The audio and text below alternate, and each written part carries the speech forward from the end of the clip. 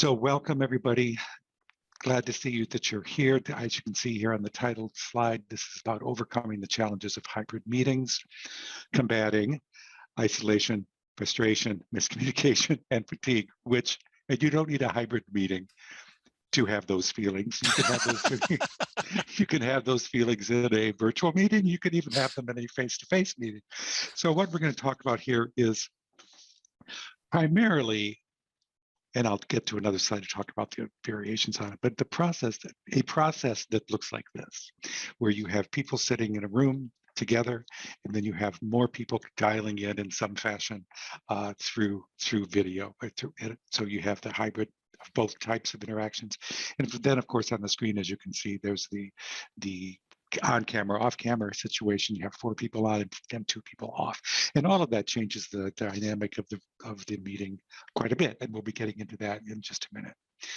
So rather than this, I think most hybrid meetings look like this. As you can see, we have people with different devices, different pieces of paper, handouts. You have people on the screen that look completely disengaged, and it's hard to know how to manage this sort of process because there are so many variations in it. So the question we're going to try to answer today is, what can we do to make hybrid meetings as well as face-to-face and virtual, because meetings are meetings regardless of how they are conducted, more productive, efficient, and inclusive. I think we've learned a lot about how to do virtual meetings over the past couple of years, and now as we slowly move back, there will be some sort of hybrid meeting, some sort of hybrid component in all of our workspaces, or at least that's my guess. I want to talk, just sort of introduce ourselves through this slide. We basically work with 3 types of business communication situations. Moving left to right, we work with presenters, we work with meeting facilitators, and over on the left, rather, on the right, rather, are trainers. Although, are you all seeing this? Yeah, you're seeing the slide the same way I am. So anyway, left to right, presenters, facilitators, and trainers.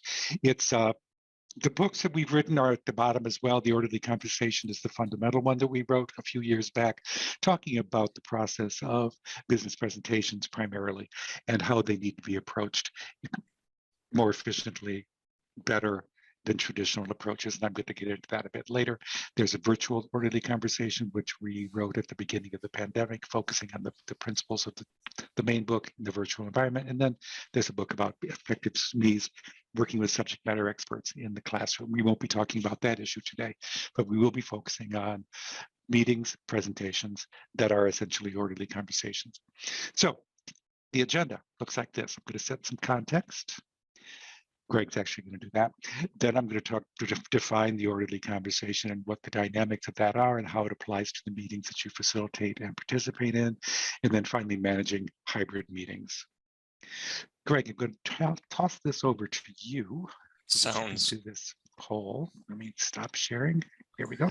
Sounds good. As we can see on the screen, we just want to get a better picture of who you are so that we can mold today's conversation to the needs that you have. Now, I recognize that we asked this question in the registration process, but when you're delivering free webinars like we're doing today, usually fewer than 50% of the people show up. So that question is great, but we want to get an understanding of who is actually in the room. So Kevin is going to show us a poll.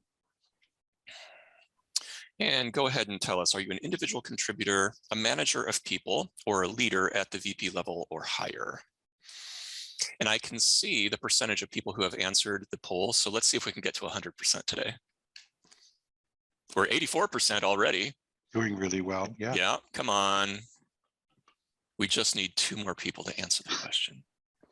And for those of you who are on your phone, that might be a real challenge for you. So I recognize that. We're up to 92%. But you know what? The answer, I mean, if that other person were to answer, it wouldn't change the results because we are very heavily weighted on the individual contributor side and less so on the manager. And we don't have any VPs or higher in the room. So with that, let's get going, shall we? We can X out of the poll. So as you participate today in the webinar, this one big thought is going to be woven throughout, which is about being intentional about your career development. And it may seem strange since we're talking about hybrid meetings, but guess what? How you show up in a hybrid meeting says a lot about who you are and how willing you are to play nicely with the other people in the wonky hybrid environment. So for individual contributors, really work hard to participate and be seen. We'll talk about more ways about participating when you're virtual and being seen when you're virtual. Now, managers, you have an added layer of responsibility because you need to develop your team, which means you need to provide them with the guidance that it will take to be successful in hybrid meetings. And also because of the emotions that are running through everybody's systems right now. And we've been at what's called surge capacity for several years now going on. And it just got worse the last couple of weeks with the situation in Ukraine. So one of your responsibilities is also to provide emotional compensation to the people that you work that report to you. So what is emotional compensation? Well, you can think of it as the benefits package of HR that doesn't have a dollar sign attached to it. So it's the human connection, the really making sure that you're connecting with people, caring about them as a human being so that they feel supported on the emotional level so that they can be productive at the work that they do. Now, a little bit of housekeeping before we move too much farther. We do encourage interaction, so feel free to interrupt us. You can do that through chat or through raising your virtual hand, or frankly, this group is so small that if you want to just take yourself off mute and talk with us, that is great. Now, Kevin will monitor all of this for us, so if you do raise your hand and we don't see it, Kevin will let us know. That's one of the wonderful aspects of having someone dedicated as a host. And we'll talk about that in a little bit more detail a little bit later on.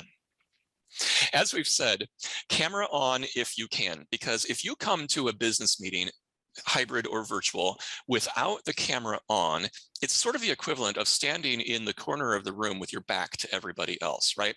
Now, with that said, what we're doing today is not a business meeting. This is a more formalized webinar, and most of us don't know one another, which means that you may not feel comfortable inviting us into your home, or maybe you just didn't comb your hair today, and that is fine. But if you can turn your video on, we sure would like it because it's way more fun to talk with people whose faces we can see. And by the way, when I look over here, it's just that I have moved your videos over here and I'm checking in. I'm trying to read your body language or your facial expression. Thank you for those nods. I appreciate it. Eliminate distractions. This guy's totally distracted. Try to avoid being like him. Turn off your phone, turn off messaging, all of that stuff. We want you to be in this meeting with us today because you might as well practice how to do it. Okay, so that brings us then to setting more context for the work that we are going to be doing for the next hour and 15 minutes or so. So we've already seen this image here of a hybrid meeting that doesn't look like it is all that productive. So what is it that you notice about the dynamics of this group? Again, you can put in a chat, you can take yourself off mute, either is fine.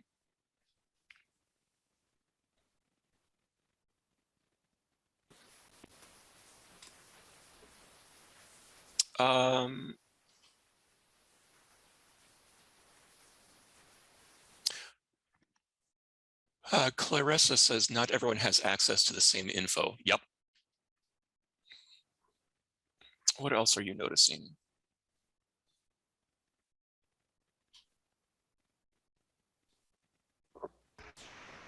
It doesn't seem like they're paying much attention.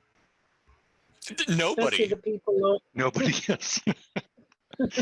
Every one of them to looks. each other.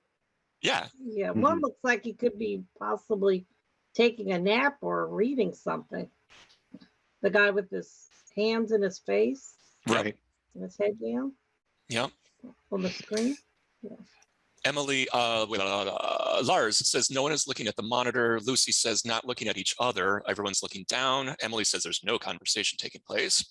Clarissa adds remote people are not engaged. No one is.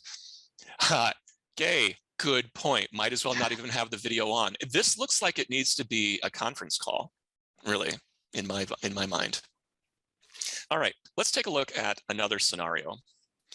Right here, we have a completely different dynamic. These folks appear to be enjoying themselves. So let's add some scenarios here. Let's say that the woman on the left-hand side is the decision maker, and the primary facilitator at the moment is the guy there. So with that, what challenges does the facilitator face? Think about his position in the room, where his decision maker is. Clarissa says he can't see the woman. Gay says inability to see all in attendance at the same time, right? He could focus on the folks on screen, or he could turn his back to them and focus on the individuals. Tomas says lack of concentration. Gay adds not able to interact with his decision maker. Gay adds. He could sit on the other end of the table, so that way he could be looking at the monitor as well as everyone at the table. Yes. Was that Veronica that said that? Yes. Okay. Yeah. Veronica, that's a really good point. There's a challenge with what you just said, though. Do you know what it is? Imagine that the microphone is probably closer to the screen than it would be to him at the back of the table or at the head of the table. Yeah. So then we have audio issues. Yep. And there's someone that's making a little bit of noise there. I just went ahead and muted you, Michelle. There was a lot of noise coming through your microphone. So let's take a look at the same scenario, but the question at the bottom of the screen has changed. What challenges do those people on video face?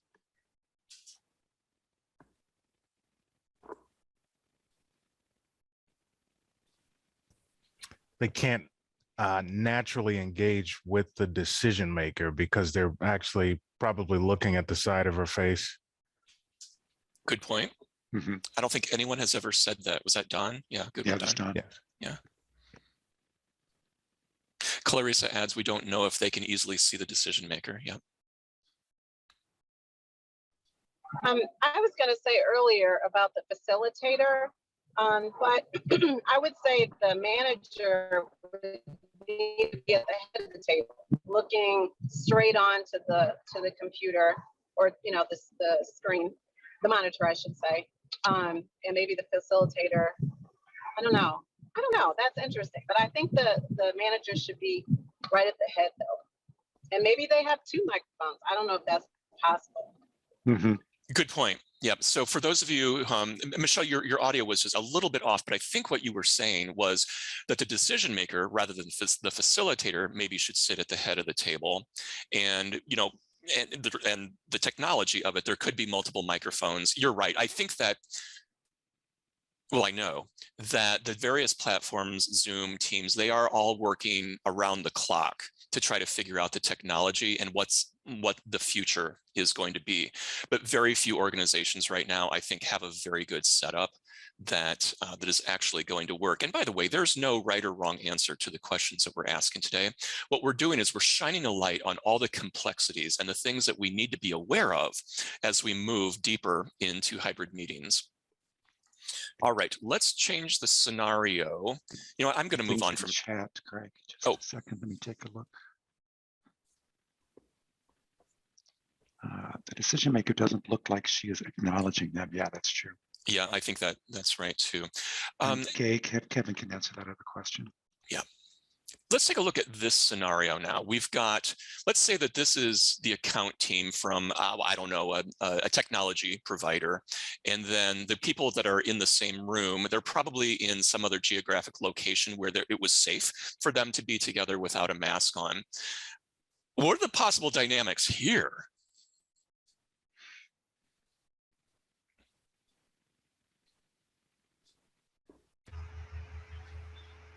I think that their personal space for some people might be violated with that. That's pretty close. No one has ever said that. We've got some clever people on today's webinar today. You're absolutely right. That's ridiculously tight and might just be for the sake of the shot, but your point is well taken that distancing probably is not going to go away, at least for a while. I know when I'm in a space with people in too close, I feel a little claustrophobic isn't the right word, but uncomfortable. Yeah, Clarice? sort of like invading your personal space. Yeah. Yeah.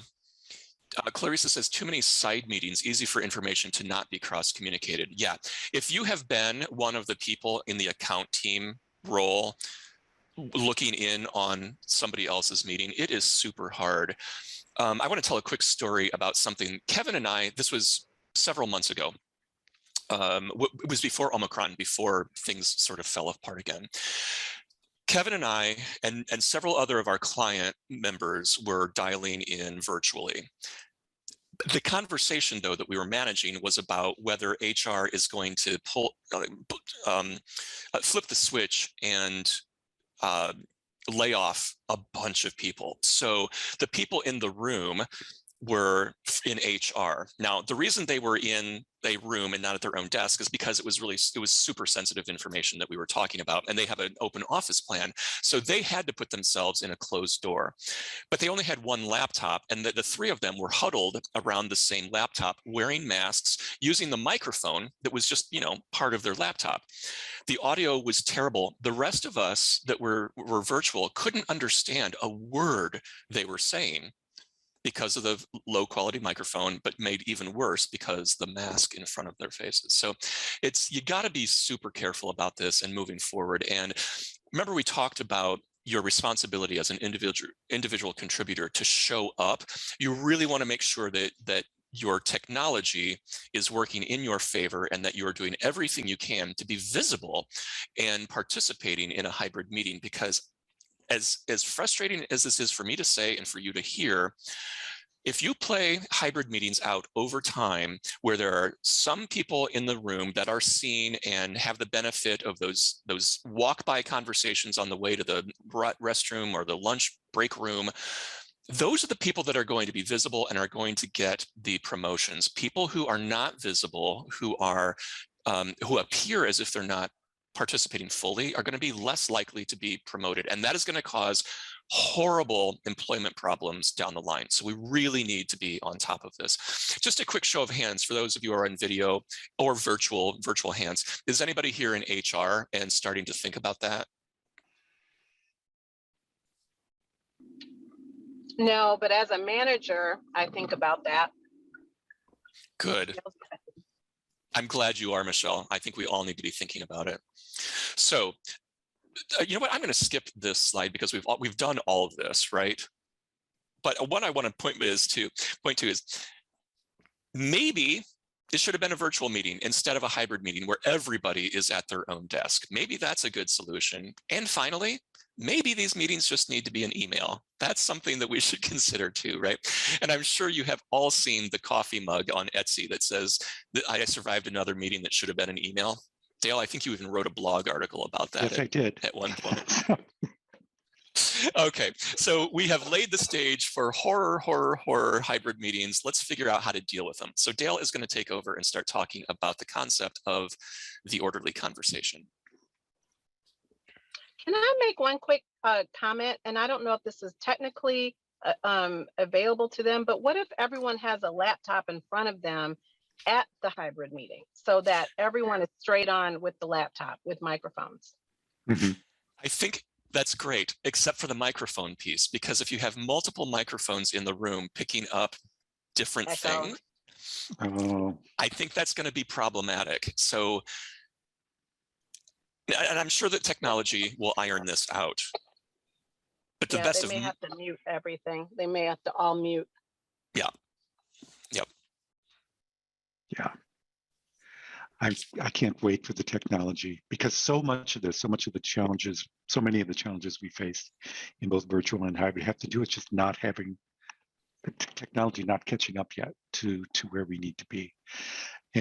But I want to take a step back a bit and I want to define the orderly conversation for us and talk about how that applies to the meetings that we're talking about. If you were with us yesterday, you've seen this slide already. It's a continuum, communication continuum that goes from very casual conversations all the way up to pretty formal speeches.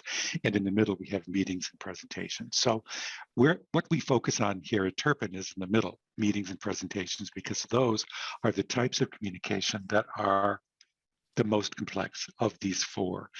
Obviously, a conversation is, we're all used to them. We're all used to sitting down, having a chat with a colleague or a friend, and we know that they are often not very well planned. Then that's okay. They're very interactive, very spontaneous, and they go where they need to go. On the other end, we have speeches, which are the opposite of that, because they are very planned. They are pretty much one directional, and they are sometimes scripted and sometimes written out and read. So in the middle, we have meetings and presentations that have characteristics of both the casual and the really formal types of communication. And in a meeting especially, you're dealing with a process that has to achieve a goal, or else why are you having the meeting? There needs to be a goal, there needs to be some structure, but you also have to get the conversation going for the meeting to succeed. And when you don't need that conversation, you don't need the meeting. That's when the email should go out, or that's when you should just find another way to communicate what you want to communicate, because the meeting is always about the interaction that takes place. So success occurs by way of the conversation. And in a hybrid setting, we've already talked about how many challenges there are in making sure that conversation is going forward appropriately, fairly, so that everyone feels heard. When you layer in DE&I into this, you've got to work extra hard to get people into that conversation and make them feel a comfortable part of it. So when we look at this image of the orderly and the conversation, we can see that on the left-hand side, we have the orderly part. We have the fact that every meeting you do, there needs to be some preparation. You need to have some sort of agenda.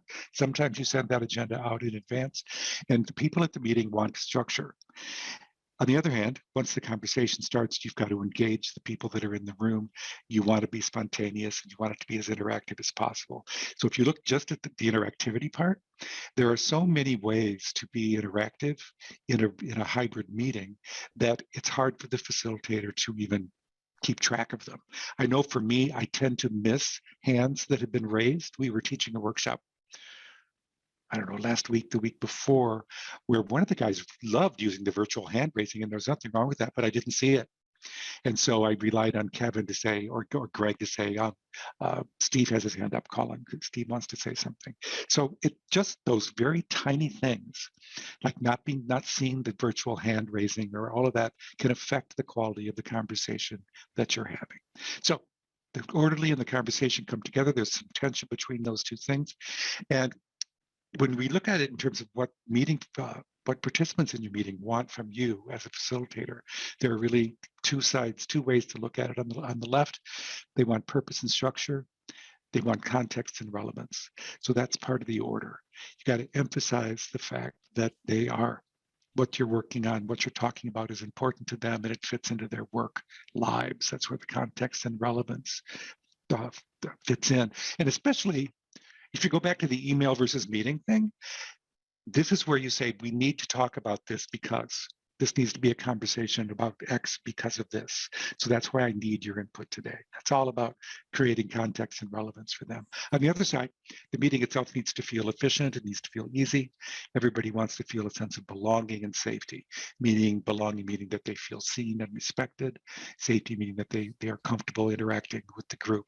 So if you think about all the different ways that people might feel uncomfortable participating in a meeting, they are doubled in a hybrid setting, because there's a technology issue, there's the focus issue, there's all of the things that we've already talked about that make it really difficult. And what I find really fascinating about this whole process is that business culture has changed so much. Because I'm old, and because I wasn't working in business, I was an academic, but until the late 1980s.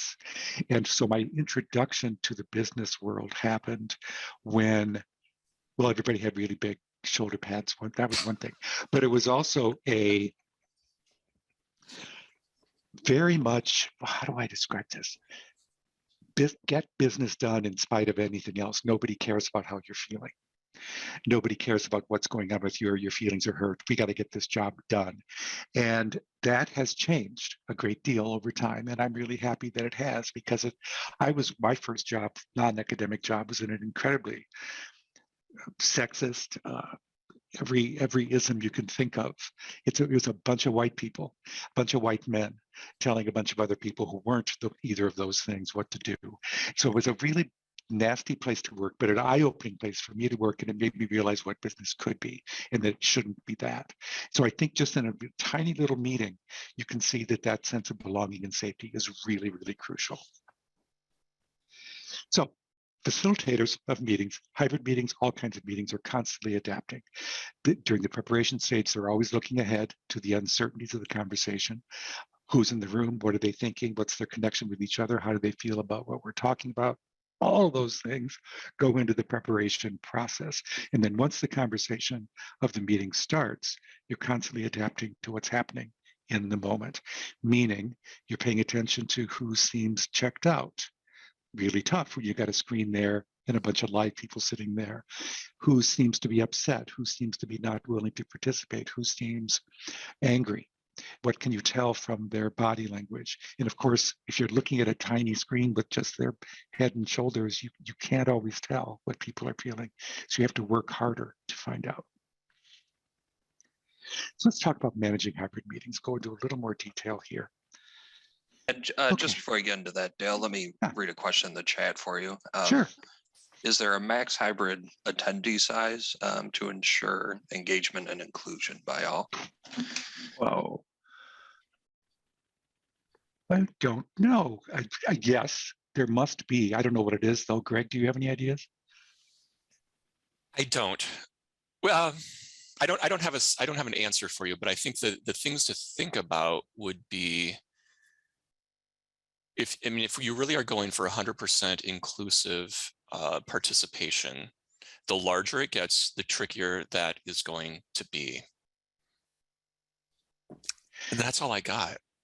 And I think what we have done to adapt since when we went virtual with all of our training, is that sometimes when we're working with larger groups, we are much more likely to put people into breakout rooms, which is so much easier in a virtual setting, because just push a button and they're gone. There's no other mess involved with it. But we did find that sort of breakout process, get people into smaller groups and have them talk and then report back, or have them talk and then do whatever you want them to do, was much more likely to happen than it would with a really big group. It's because it's just, you sometimes don't have the space, you don't have the place, you don't have anything that you need to make that happen. So I don't know if that's helpful to answer your question, but it is something that I've noticed that we've done. Clarissa adds in chat, Dale, that depending on the platform, the more attendees that are remote, the harder it is to see them. Yeah, because in order to see everybody, you have to scroll through the various videos. That's a big challenge too. Mm-hmm. So as you can see, is that the last question? Should I go? Lucy just said yes, that was helpful. Okay, good, thank you. Okay, so here we have this circular image again with the arrows, and on the left side, we have the facilitator engages the group and creates and maintains the conditions for fruitful conversation. That's part of the process. And then over on the other side, meeting attendees feel welcome and they're willing to participate. So that's really what you're after as a facilitator. But in order to reach your goal, this process here, right next to that small circle, meeting attendees feel welcome, that has to happen in order to reach your goal. So if we go back to how you need to plan for it, the meeting facilitator plans in advance to make sure all of these things happen. And this applies to all meetings, but there's a whole new level of complexity with virtual or hybrid. You've got, in some ways, as I was just saying, you have more options in a hybrid meeting because you can take advantage of the virtual tools that you have, but you always have to think about the ramifications of them. And I think all of us, including us, are still learning about how this can best be achieved. So going back to what they need from you, you've seen this slide before: purpose and structure, context and relevance, efficiency and ease, belonging, safety. Those are the things that they need from you. So let's talk next about how you achieve the orderly side, the purpose, context, structure, relevance. In other words, you answer these questions. What are we doing and why are we doing it? It's as simple as that. Okay, Greg, does this go to you now? Yeah, it does. We're going to get real practical here with showing you a tool that helps you do what Dale just described. So let me share my screen. I'm going to introduce you to the meeting planner document. Now, this is going to be available to you later as a download. For those of you who attended yesterday's webinar, we gave you the framing strategy worksheet. This is very similar, but it's geared for meetings rather than presentations. So this is a completely, there's overlap, but it is unique. So the meeting planner is designed to do the following. It helps you get your head in the game. It helps you analyze the attendees, who's going to be there, going to frame the conversation up so it is placed within the context of the work to be done. It also serves as a note-taking device, so it can help you manage the give and take as the meeting progresses, because you can take notes, and then it also provides some guidance for follow-up. So it's a super robust tool, and we hope you download it. But let me show you a couple of pages here. I'm going to zoom in on the goal setting and attendee analysis. As you can see, it's prompting you to finish this sentence. At the end of the meeting, I want attendees to do, think, or feel what? Now, if you have ever been in somebody else's meeting and you're sitting there scratching your head, wondering, what are we trying to accomplish? Why was I invited to this meeting? It's because the leader of that meeting did not take the time to think about what he or she was trying to accomplish and then how that work was going to move forward. So we have to think about, once we have a goal in place, we have to think about, again, who are those attendees? Who do we want to invite, and why do we want to invite all of them? So there are some questions here that you're invited to answer. The bottom one may be one of the more important questions. It says, are there any relationship dynamics to consider? Like, what are the dynamics and the reporting structures? If you've got a client group in the room, that adds another layer of complexity. And then finally, at the bottom, think about the location. Is this going to be in person, virtual, or hybrid? And as it says over here in the center, if it's hybrid, what are the situational dynamics to consider? Where are people placed? Who's dialing in? Is everybody going to be able to be heard? Am I going to have access to the more important decision makers in the room?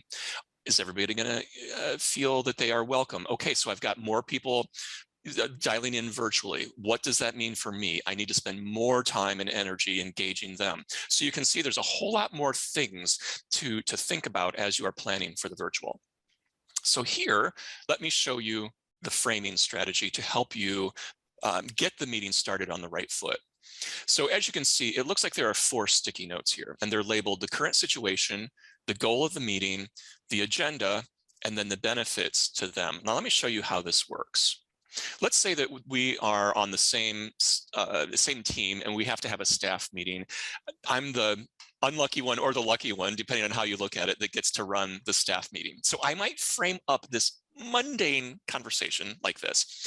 Hey, everybody, thanks for joining us for our staff meeting. This is the very first one we've had in the hybrid environment. And I want to recognize that because of that, there's a lot going on in the office and both at our houses as well. So our goal, regardless of where you are sitting today, is to get everybody on the same page. So the process that we're going to follow today is feel free to chat. We've got a spokesperson in Lars, who is going to take care of people in the virtual space. So Lars, if you see anybody who wants to participate, if you would just break into the conversation, that would be great. So while we're working through our conversation today, we're going to get that update from everybody. We'll do sort of a round robin thing.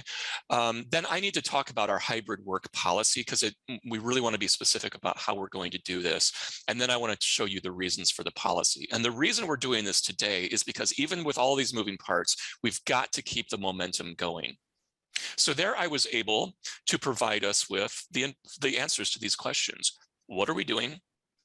And why are we doing it? And Lars is a good team player, and he's going to take care of everybody virtually. Thanks, Lars, for volunteering to do that. By the way, you will notice that I asked a guy to do that and not a woman. Remember, we talked about creating the conditions for everybody to participate in an inclusive way. Do not assume that the women will be the people to take the notes and to monitor everything. It is an equal opportunity responsibility. Now, let's say that we are all on the same project team, and it's a peer-to-peer sort of situation, but I am the project manager. So let me frame up this meeting. Hey, everybody, it's been a few weeks since we've touched base. We've moved to hybrid in that period of time, and I'm sure you've noticed we've got a lot of scope creep. There's a ton of new asks, questions for new features and stuff, and we need to deal with that. So what I want to do today is work together to regain our footing and get us all back on the same page. So we'll do the project status round robin as we always do. Then we need to check in with the budget because the headline, it ain't good. So then we need to discuss these new requests and decide which of these things are going to move forward. The reason we're doing this, obviously, is we have to get this project back on track. So again, what are we doing and why are we doing it? So now let's turn this over to you. It's your turn. Drop into chat, if you would, the various types of meetings. If they're hybrid, that's great, but it doesn't necessarily have to be a hybrid. The types of meetings that you're running right now. Project statuses, board meetings, just what are you working on? Greg, I want to jump in for just a second. I believe it Please. was Gay who made this comment. Yes, Gay says that they're moving to hybrid and traveling, and she's worried about the bandwidth in hotels for handling a hybrid meeting from that location. And I had never even thought of that. And I wonder if hotels have upped their internet game. They've had time to, but whether they had the resources to, that's kind of hard to say. That's a really good point, though. Yeah. Okay, are you seeing the slides in edit mode? Yes. Okay, great. Don says strategic planning, virtual and hybrid, all staff meetings. Gay says study meetings, starting kickoff meetings, annual meetings. Oh, Gay, you are just busy, busy, busy. Lars says onboarding and status meetings, project status planning, department meetings to keep track of what everyone is working on and status.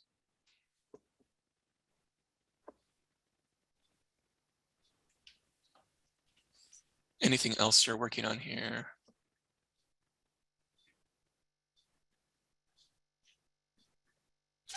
I'm trying to find Don's name here in the list, and I am not seeing it. But Don, obviously you are here. You want his last name?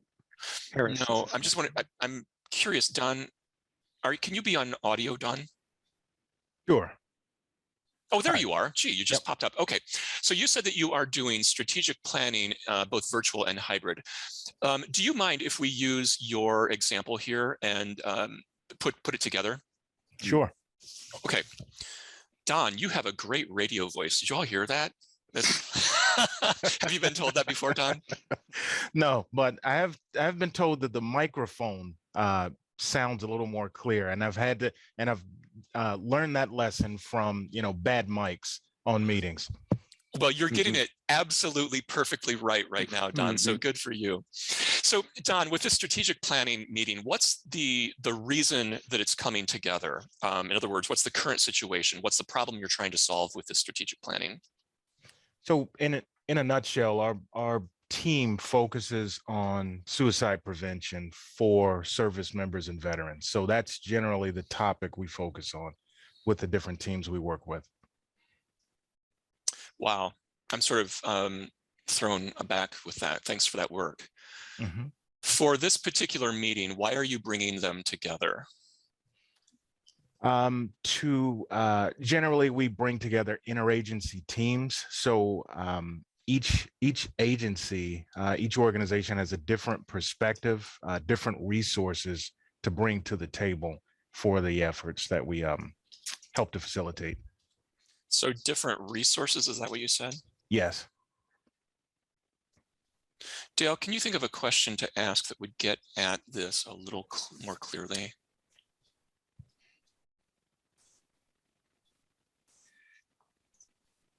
No, not at this point, but let's go to the goal. Okay, good idea. And that might jump out.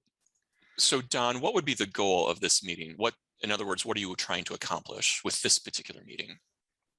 I think maybe I think I understand what you're trying to get at with the current situation, but I'll try to answer it with the goal as well. Okay. So in the course of these strategic planning meetings, we want to come away with a concrete set of steps that address, I guess, suicidal behavior for a specific population, let's say the veteran population. So the current situation we're focused on are really some of those gaps in the behavioral health system that relate to suicide for veterans. Yep, there you go. Gaps in the behavioral Health. Thank you. Is it gaps in the behavioral health system? Okay. Or systems, plural, either way. Yep. Okay, that makes sense. Thank you. And what would be the agenda for this meeting? In other words, the list of things you're going to talk about. Well, we always start with the local need. We work with counties, cities, states. So what is the need as it stands today? And I guess I should preface that with, before we do that, we generally try to do some introductions. So, because some folks don't know one another on the meetings. So we'll start with group introductions, then get into a discussion about the needs. We give some brief presentations during the meetings about what some of the common best practices are. And really just try to engage in some open discussion. We have some tools that we develop to prompt more feedback during the meetings, but and for the most part, it's really open, and we try to pull from the expertise of the folks on the teams. Okay, so another goal is to have an open dialogue. Yep. And then the concrete steps. And I actually think concrete steps are the benefits of moving forward, right? They will know what the steps are moving forward. So folks, what you just witnessed is the trying to get your head together, right? And going, what am I really trying to accomplish here? So the things that Don, that you were batting around is absolutely typical for people when they first start to use this tool. And then if you think, wow, you know what, that actually belongs somewhere else, just move it. It's no big deal to do that. So Don, I know nothing about what you do, but the beauty of the frame is that it has nothing to do with the content of the meeting. It's all about the context setting. So let me just frame this up for you. And if you like it, we'll take a screen grab of this and you can actually use it when you do this meeting.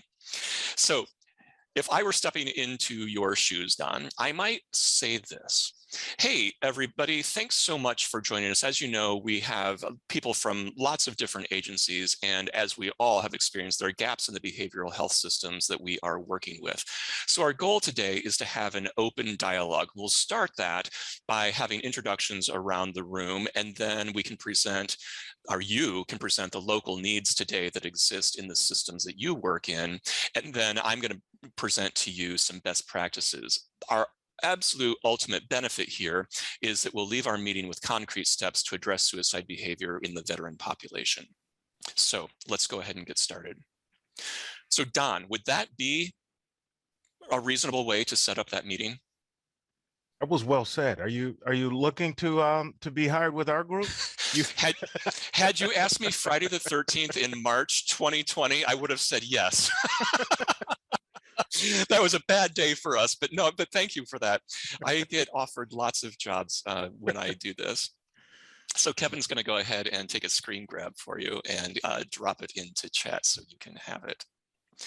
Now, folks, you may be thinking, he's magic. How did he do that? No, there's no magic to it at all. The beauty from my point of view is my brain isn't clogged, right, with all of the details that all of you have, because you are in it. So what I want you to take away from this is, when you are working to frame up a conversation, keep yourself high level. And if you feel like you're getting into the weeds too much, it means that you're not pulling yourself up quite far enough out of the weeds. So are there any questions about how this works?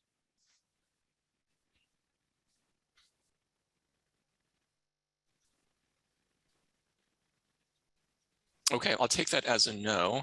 And you know, if we were working in a workshop environment where we had just a few people and you were trying stuff out, Don, all of you would have worked on a frame for an upcoming meeting. You would have attempted to articulate it. We would have provided you with some feedback. We'd probably ask you to do it again with a few. Yeah. You are breaking up a bit, so maybe jump off video for a minute so things can catch up. I will do that. Thanks for letting me know. Greg, I gave you a question in the chat. Was that Clarissa that said that? Yes. Yeah, okay. Yes. How would you adapt this to a needs assessment type meeting for learning and development? Let's go ahead and do it. I think we're ahead of schedule, aren't we, Kevin? Actually, we're doing okay. Okay, well, let's have some fun here, Clarissa. And let me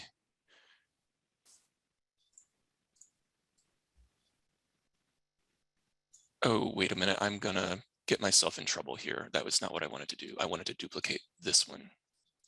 There you go. Yep. So Dale, while I am working here, why don't you start the dialogue with Clarissa about the current situation? Okay, so you are, let me look at your question again.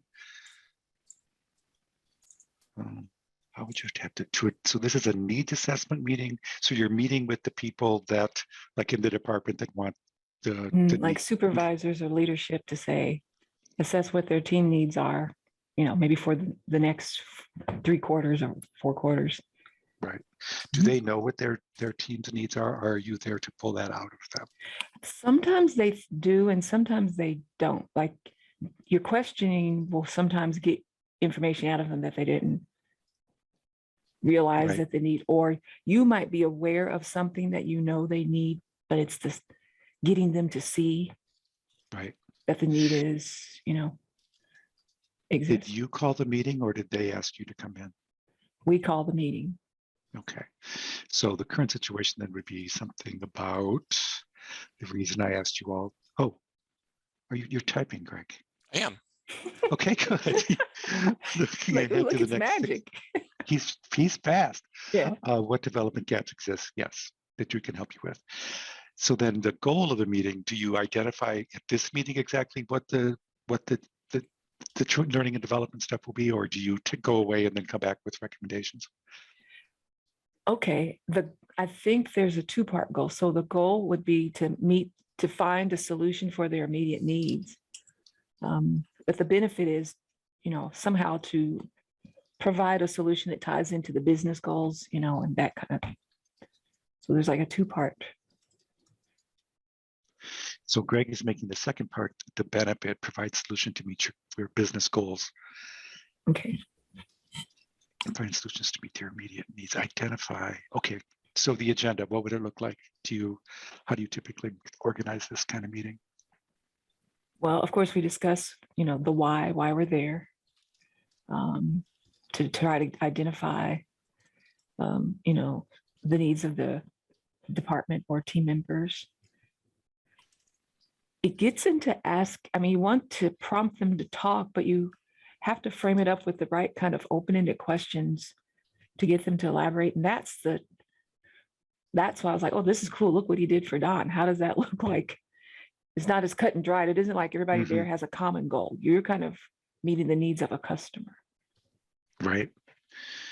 So you'd want to go around, there'd be some sort of round robin, some sort of hearing from everybody in the room. Maybe we limit the number of goals that they're going to talk about. Like we don't want to, you can't give us all a laundry list of everything you need, but somehow getting that, you know, whether it's brainstorming and then maybe going and picking the top 2 or 3, or which ones seem to come up more often. Which ones connect, perhaps. So it's really about getting your arms around a whole lot of stuff and making sense of it in terms of the trainings. Yes. I think actually what we've got here is pretty good. And like, we don't want to force you to have this really restrictive agenda, right? Right. It can be as simple as just creating the conditions for that dialogue to take place. And I would recommend that you go in with a series of questions that you've thought through in advance, but you wouldn't necessarily share in the agenda what those questions are. Yep, good point. So let me just do this for you. Thanks for joining me for today's brainstorming sessions. As you know, we're always looking ahead the next 6 or 12 months to see what we can do to help you identify the gaps that exist in the business, and then ultimately how we can help you find solutions for those immediate needs. So this needs to be an open dialogue. We'll go around the room and ask the questions, what are your business goals? And then what are the challenges that you're facing in order to reach those? And then we'll brainstorm some ideas. My ultimate goal here is to come back with you with a list of solutions to help you meet these goals. It's a little bit clunky, but it's still, I think it got at what you were trying to do. Yeah, I thought it sounded good. I didn't think it was clunky. Okay. Well, it sounded clunky to you, Greg. Okay, well, I will take it. So Kevin is going to have another screenshot for you to drop into chat. So you can see that there are two very different, well, we've gone through several scenarios here, but this tool is meant to be flexible to help you in a variety of situations. So now, what we just did there a couple of times is what we would do in a workshop setting. The difference is that we would be capturing everything on video, and then Clarissa or Don, we would go over into a virtual breakout room and you would watch your recording, and we would provide some coaching for you. So there is a workshop coming up to help us do exactly that. It's called Speaking with Confidence and Clarity in the Virtual World, and it's a very intimate group. We only allow 6 people in these workshops because we want to be able to give you as much private one-on-one attention as possible. And it's a 2-day, actually 2 half-day session. We'll give you the dates for it a little bit later. Okay, so as a facilitator, you have created the conditions for a fruitful discussion. That means that you are able to earn trust and goodwill. You're making it easy for people to participate. You're managing the give and take, and you're nurturing relationships. That's all great. And Dale, why don't you take it from here for the next few minutes?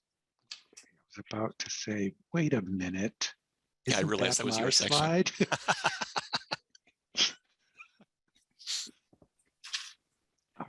let me bring this up. Okay, so Greg just showed you this one. And here's this one. All righty, so we're talking about the other side of the 2 bubble image here. How do you help people feel comfortable? How do you bring people into the conversation?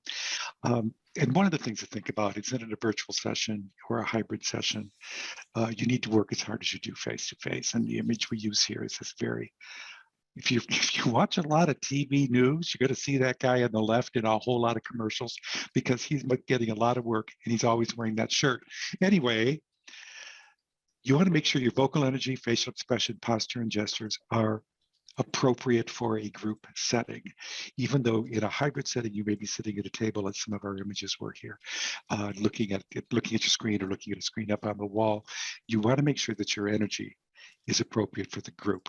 Not always a natural thing to do, but it's an important one because you'll kind of swirl the drain with the energy and just kind of go right down it as you try to, if you don't try to keep the energy up for everybody. So let's talk about engagement in both face-to-face and a virtual setting, because we have a pretty specific definition of what it means to be engaged here at Turpin. So let's talk about that and its ramifications. So in a face-to-face setting, which you are in, at least with part of your group in a hybrid setting, when you are engaged, you're able to think on your feet. So what we mean by that is that it's not an abstract sort of how do you feel about your job, but also where's your head when you are in this meeting? Are you here and now? Are you in the moment? Are you able to think? Are you self-aware and in control? When you are, you're going to feel more comfortable and you're going to know instinctively what to do and say, just as if you're in a regular everyday conversation. So you want to get to that point when you are in a hybrid session using both camera and a face-to-face connection. So in going just to face-to-face, engagement skills are these: pausing and breathing, eye contact. Those are the skills we always use to get ourselves into a conversation. And if we were talking about presentations, those are the skills we would use to help you get engaged in that presentation. So pausing and breathing settles your mind, gives you a chance to think, because our minds are always racing when we're in a meeting and when we're the one in charge, or when we're responding to a question from the facilitator. So be comfortable pausing, taking a breath, and thinking. Eye contact. You want to connect with the people you're talking to. It's tough in a virtual setting because you have to do that through the camera, and it's not a real connection. But in face-to-face with the people that you're really working with physically, you can look them in the eye. And in a hybrid setting, of course, there are so many other places to look other than in their eyes. But you have to make sure that you're checking in with folks pretty consistently. Now, in face-to-face, it's not just the appearance of good delivery that's important, but it's the effect that it has on you.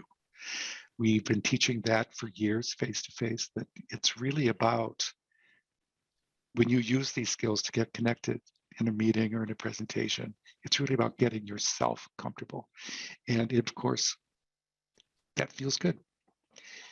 Engagement is something that calms you down. It's something that makes you feel and be in charge of the meeting that you are facilitating. Now, in a virtual setting, as you can see here, that can't happen because the eye contact has to go to the camera. In a hybrid session, it goes both to the people in the room and through the camera. So the pictures we saw a way long time ago at the beginning of the webinar, one of the things you all pointed out was they're not looking at the camera, they're not looking at each other, they're all looking down, and the people on screen are doing this. So the connection you need to make during a hybrid setting is made in similar ways, but you have to be much more conscious of what you're doing and much more aware that you've got to check in with those people on the screen and put yourself in a spot where that's easy to do when you're in that room. Virtual engagement through the camera. It's about looking into the camera, as I've already mentioned. It's about checking in with others in their videos to see how they're doing from time to time. Greg mentioned this earlier. In a hybrid setting, you've got to make sure you do it, because so you don't want to either cut off the people in the room or the people that are on the screen. And nod while you're listening. I mean, nodding while you're listening is important face to face, but not when you're listening, when you're going through a camera as well, because it makes people feel more welcome, makes you appear to be more attentive. And also, for those of you who are managers, you want to be a role model for others. You want to make sure that you are coming across the way you want the people reporting you to come across, so you set the example for the meeting. And again, this is the opposite face-to-face, but you got to focus on how you're being perceived through the camera. It's not how you're feeling so much, because it does not feel natural to look into the camera as you're speaking, but it appears natural. And that's a big shift when you go from 100% face-to-face to 100% virtual. That's what happens in a hybrid. You got to do both. So Greg was talking before about the frame, about taking a step back to look at it from 30,000 feet. Don't get caught up in the details. That's exactly what needs to happen with your engagement in a hybrid meeting. You've got to step back and think about everybody and every type of connection.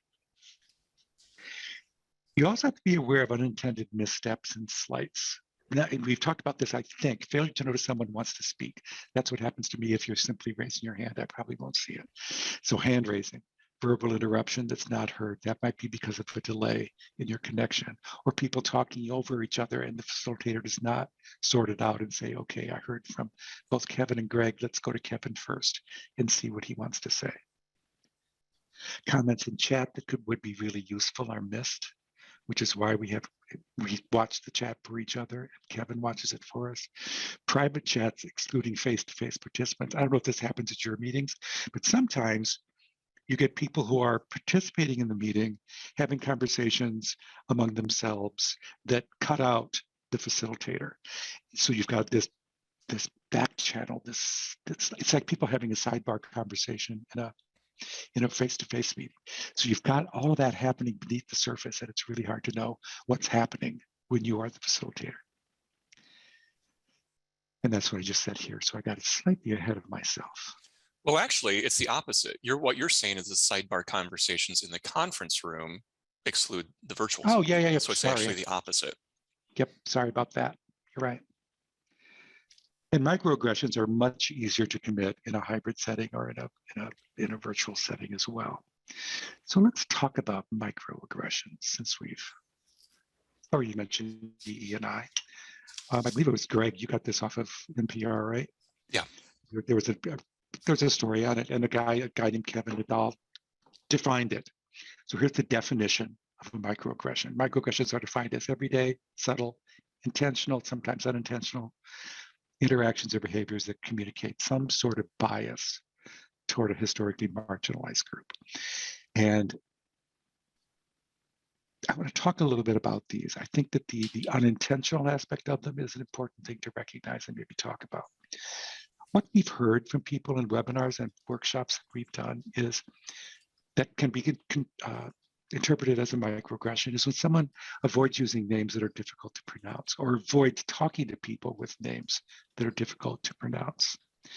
Directing focus to people with the most power in the room and ignoring others. Calling on the white man and not the woman of color. Interacting with people on only one platform, either face-to-face or virtually. We saw that in some of the photographs we had earlier. Not delivering equal eye contact to everybody. So all of these things can hurt. All of these things can make people not feel comfortable or welcome and not feel like they belong at the meeting. And it's our responsibilities as meeting facilitators to make sure this does not happen and bring people into the conversation as much as we possibly can. So Greg, I'm going to turn this conversation over to you. What microaggressions have you noticed or felt? Yeah, so I'm going to take the screen. Oh, thanks for going to gallery view. I have a story to tell that I'm not proud of, but I think it explains why microaggressions can be so debilitating for the people that experience them and for the entire team. So this goes back several years, way pre-pandemic. And Dale and I were working with a group of individuals at one of our local clients here in Chicago.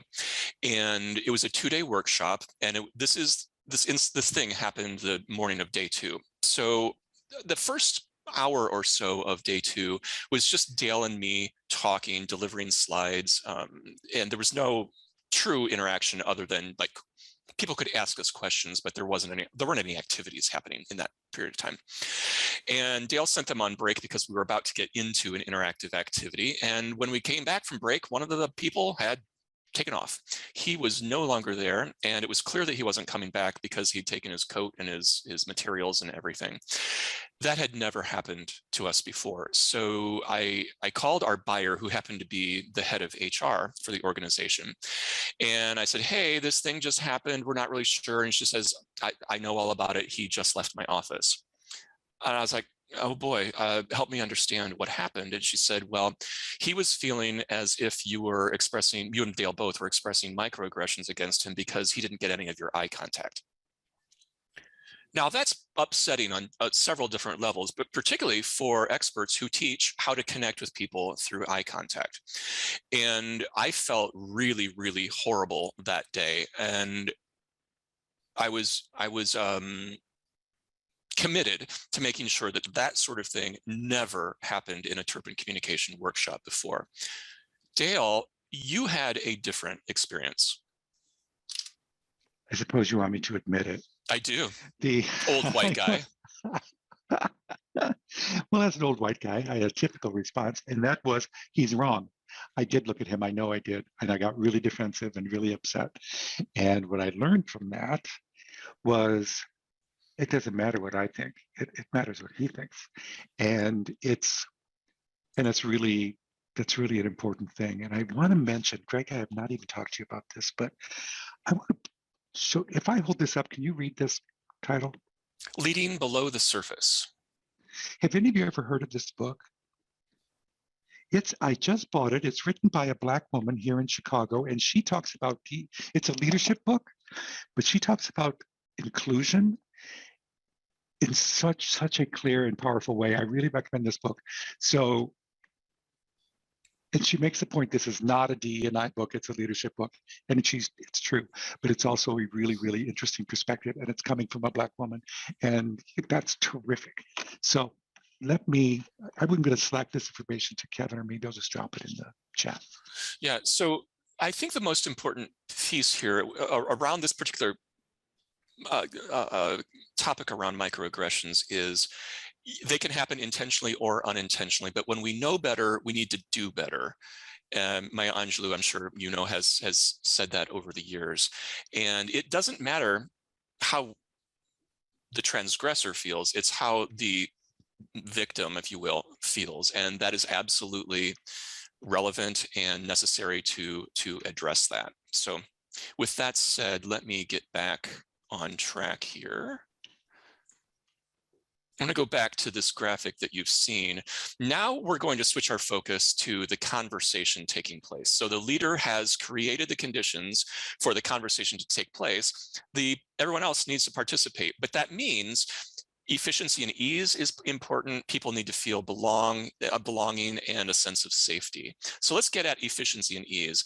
And honestly, most of this stuff has already bubbled up, but I want to shine a light on it. Talk about how the process will work. Remember when I said Lars is going to monitor chat for us? That's what I mean by process. So explain how the interaction will take place, explain how everybody is going to be included, explain what's expected from off-camera participants. In other words, telling them that you expect them to speak up, and then talk about what you're doing. What I mean by that is, there's always that awkward period of time between going from gallery to sharing your screen. You just talk it through. Right now, I am sharing my screen, and here we go. So that way, people can still see that there's something going on, and they're less likely to check out during that awkward silence piece. Now, if you're delivering slides, do it to clarity for all platforms. And basically what I mean by that is use what we call directional or descriptive language. Stuff like, I want to call your attention to the blue box on the right-hand side of the screen, or the third bullet down. Because if we were in a live face-to-face situation, you would go to the screen and you would point, but we don't have that ability necessarily when you've got this mix of people. So you have to be a little more directive with where you want people to look.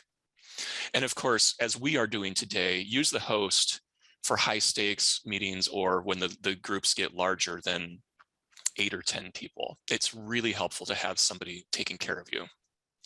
And use gallery view, and gallery view looks like this, when you want to take away the distraction of the slide. And this feels more inclusive, but you have to be inclusive of everybody. So that means call on people that aren't on video when it's appropriate to do so, because the instinct is to only focus on people who are on video or who are in the room.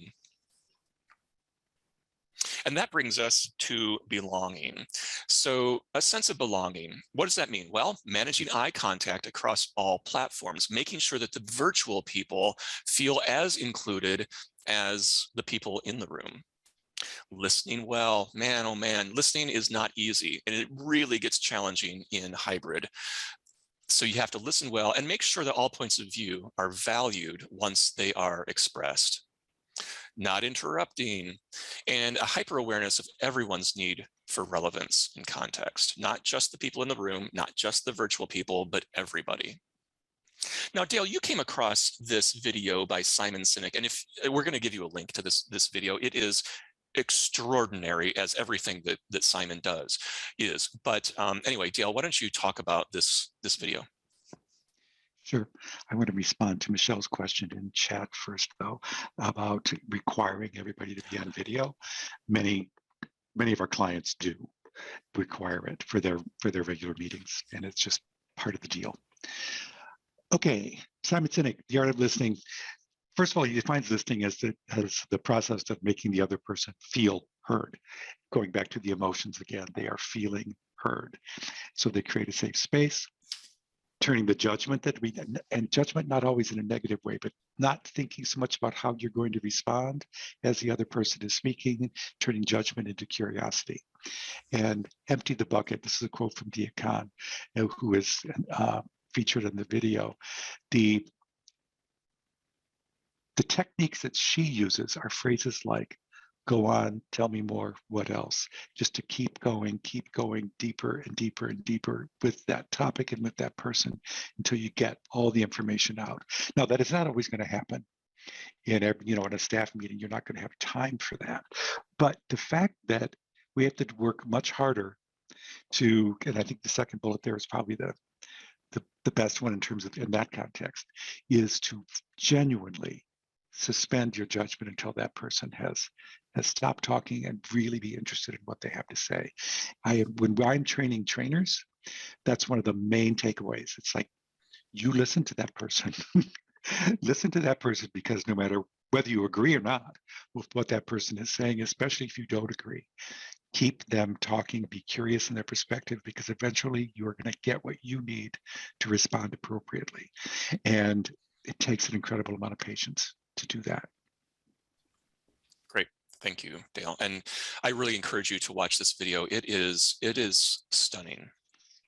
And that brings us to creating the conditions for safety, if people feel comfortable. So what does it mean? Well, participants feel comfortable and accepted and free to be authentic. We were talking with a woman who happens to be, she is Black. And, she said, I'm not always going to bring my entire self to every single meeting, because some people don't get that. They don't deserve that. And I thought that was a really interesting point of view. And when we say to be authentic, it's not that you are bearing all. I'm not bearing all to you. There are certain aspects to me that I'm not going to tell you right now, right? But the parts that I do bring are authentic when I do bring them. So that's what we mean by that. Acceptance of at-home distractions. There is a video. I wish I would have captured it because I haven't been able to find it since, but it was a video of a job interview. It was two guys. One guy was clearly the hiring manager. The other guy was clearly the one being interviewed. And the guy being interviewed, who was seeking the job, it must have been the end of the school day, because his kids just broke into his office and wanted to hug dad. And it was a really sweet moment. But the guy was like, you can't be here. I'm in the middle of an interview. And he stood up and swished the kids out of the room, to reveal that underneath the jacket and tie was a pair of shorts. And when he realized that he had shown the hiring manager what he was wearing down below, he got super embarrassed, and he thought, I've just crashed this. So the hiring manager stood up and showed him that he too was wearing shorts underneath the belt, and so, or underneath his waist. And I thought, what a genuine way to create the space to say, hey, we're all in the same thing, going through this together. It's okay that you're wearing shorts down below. Let's see, where am I? Patience with people and technology, demonstrating curiosity for all perspectives, regardless of role or relationship, and of course, demonstrating empathy. Those things create a sense of safety, so people will bring their genuine selves to the conversation. So the meeting attendees are feeling welcome. That means it's relevant to them, they're comfortable, they understand what's going on, it's worth their time, they feel included, they're participating fully. And that brings us to the goal, hopefully, being achieved. So keep in mind that as you are working through meetings, hybrid, virtual, face-to-face, that the meeting is the work to be done. We're all being paid to be in the meeting. Therefore, our company deserves for us all to be in it to move the conversation forward. And they, as Dale said earlier, meetings succeed by way of the conversation. So here are some ideas for you, simply as you are participating in somebody else's meeting. Try to avoid interrupting, but don't let that discourage participation. Take responsibility for helping the facilitator monitor things. Lars is a good example of that, monitoring chat for me as we worked through that other meeting. Volunteer to be the spokesperson for the remote attendees. Be on camera, appear engaged. Remember, you need to be visible and seen. And do the best that you can with lighting and location. And if you are a person who is, for whatever reason, has to be off camera, make sure that people know that you're paying attention and that you are participating fully. Now, somebody asked a question about, is it okay to require videos? I think that we're at a position now where we can say, yeah, I think that in a business setting, you can do that. But there are legitimate reasons for people not wanting to invite you into their home. Maybe the only space they have is the bedroom. I know I was working with a guy recently who lives in New York City. He has a very tiny apartment, and the only location he has that is even slightly appropriate is his bedroom. So use a virtual background or blur out your background. That takes away the uneasiness of inviting people into a particular room. You just need to know how to use the virtual backgrounds well. And it's all about contrast. Contrast from what's behind you to what you're wearing and the color of your skin and your hair color. Okay, the meeting went super well. We got everybody to either buy, agree, align, or learn. The goal is achieved. Good for us. So we set out today to answer this question. What can we do to help you make hybrid meetings, as well as face-to-face and virtual, more productive, efficient, and inclusive? So I hope that we've been able to do that and to open your eyes or shine a light on some of the challenges that we are all going to be facing as we are in hybrid, and then, you know, whatever's next after that. So I mentioned that workshop that's coming up. I'm going to give you the dates for that in just a second. We also have monthly webinars. There's one called Leadership Communication in the Virtual World that we do on a monthly basis. It's open to the global community. We're super excited to be rolling out a brand new one next month. It's called Coaching Others to be Better Business Communicators, Key Strategies for Providing One-on-One Feedback for Long-Term Results. So if you're a manager and you are stuck, or you have the responsibility or the privilege to coach people on their communication, and you feel uneasy doing it because it can be a real big challenge, we do it every day. And we've been doing it for 30 some years. So we are really good at coaching others, but also teaching others how to coach their direct reports. So we hope you'll join us. So the calendar looks like this. This March, the public webinars are all done. April 13th and 15th will be that 2 half-day workshop that we mentioned. And then on the 20th and the 21st, we have those webinars that are there in red. And you're going to get an email a little bit later that will have all of this information in it with the dates and enrollment information. So Kevin is going to drop these resources that we've talked through today. There's the virtual orderly conversation and the meeting planner. If you have to skip out to get into your next meeting or whatever, don't worry, we'll get these to you also in the email that we'll send to you. And by the way, these are pieces that are called gated content, which means we're going to ask for your email address when you download these. Don't let that be a barrier. We already have your email address, okay? So we really want you to get this material. So here is your very last best practice that we are going to leave you with. End your meetings early. Everyone will appreciate it. They need time to get to the refrigerator and the bathroom before they get into another meeting. So thank you very much for joining us today. As we said, we work with presenters, meeting facilitators, and trainers. So if we can be of any assistance to you in the future, we hope that it's our email address or our website that you go to and contact us, because you've now had a chance to get to know us and the work that we do. So thank you very much. Now, if there's a question or something that you wish we would have addressed, but we just didn't get around to today, we'll stick around here in the virtual meeting to answer those questions. Otherwise, you've got about, 6 minutes. 6 minutes. Yay, 6 minutes to get prepared for whatever comes next in your day. So thank you very much. And by the way, those of you who are in Europe and in Eastern Europe, man, oh man, we're thinking about you. We really, really are. So please stay safe, and hopefully things will get back on track. So yeah, bye everybody. Thank you. Bye. Thanks a lot.